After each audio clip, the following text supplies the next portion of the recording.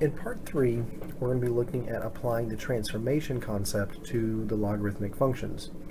In part 2 of this section, you discussed the idea of the logarithmic growth and the logarithmic decay function. So any of those two parent functions that you have could then have the transformation concepts of reflection, horizontal shifting, and vertical shifting applied. Definition 19.2 is going to show you the transformation form of the logarithmic function. It is given by the equation f of x equals log base b of x minus h plus k. Now, the plus k, which is the last term that we have in this statement, that is going to be analogous to the vertical shifting. The minus h, which is here with the x, that is going to be analogous to your horizontal shifting.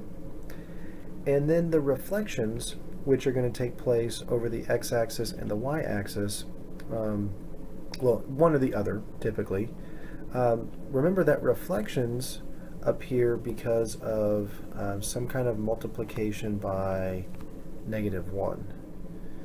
So when you have a multiplication by -1, you're typically going to see just a negative symbol somewhere. So for example, you might see a negative symbol in front of the log. That's going to give you a reflection over the x-axis, or you may end up seeing a negative inside the argument next to the x, and that's going to produce your y-axis reflection. So these are the only transformations that you're going to be responsible for. Use the practice problems as a means to see several examples, but I do want to take you through one example here with definition 19.2 so we can see how this can be applied. So for example 19.7, we have graph h,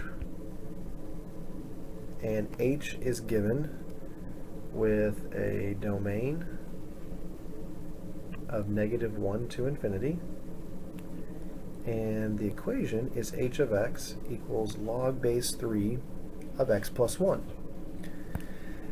So if I was to take away the plus 1, I would be left with just log base 3 of x. So that means that the parent function that I need to be thinking about is going to be y equals log base 3 of x. So I want to employ the graphing technique that we discussed in part 2 of this section, which is going to be to rewrite the log statement in its equivalent exponential statement.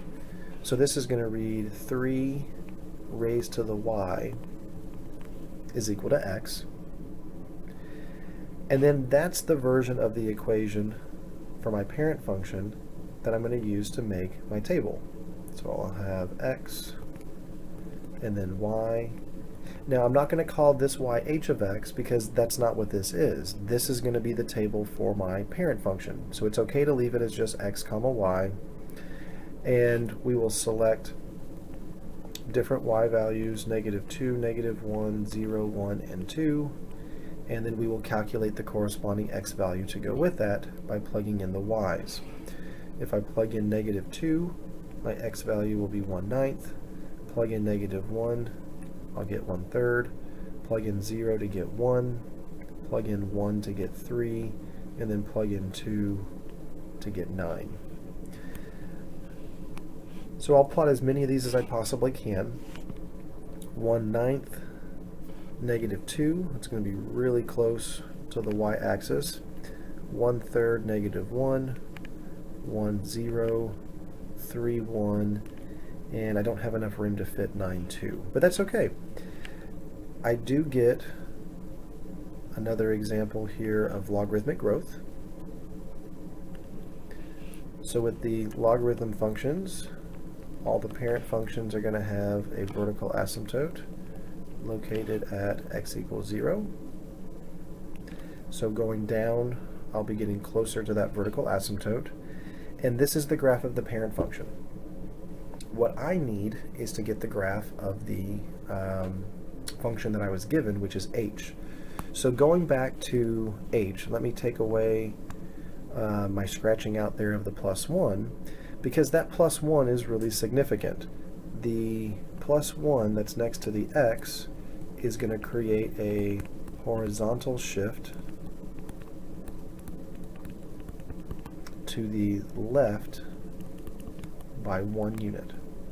Horizontal shift left by 1. So when I apply the transformation to a logarithmic function, I want to make sure that I also apply it to the vertical asymptote. So I'm going to graph h of x entirely in red so we can see the difference between the parent function and h. So I will start with the vertical asymptote and I will shift it to the left by 1. And then all the other points also are going to get shifted to the left by 1. Then I'll redraw the curve, and I will label that as h. So that's really all we need to be able to get the graph completed, but there are a few other questions here, such as what's the domain? Now the domain for h was already given. That was given to us as -1 to infinity. And it's important for us to see that when we do that shift, because the vertical asymptote shifted to the left, that's the reason why the domain had to shift to the left as well. The range is going to be all real numbers. And the final piece here is the equation for the asymptote. There is a vertical asymptote located at x equals -1. And that completes example 19.7.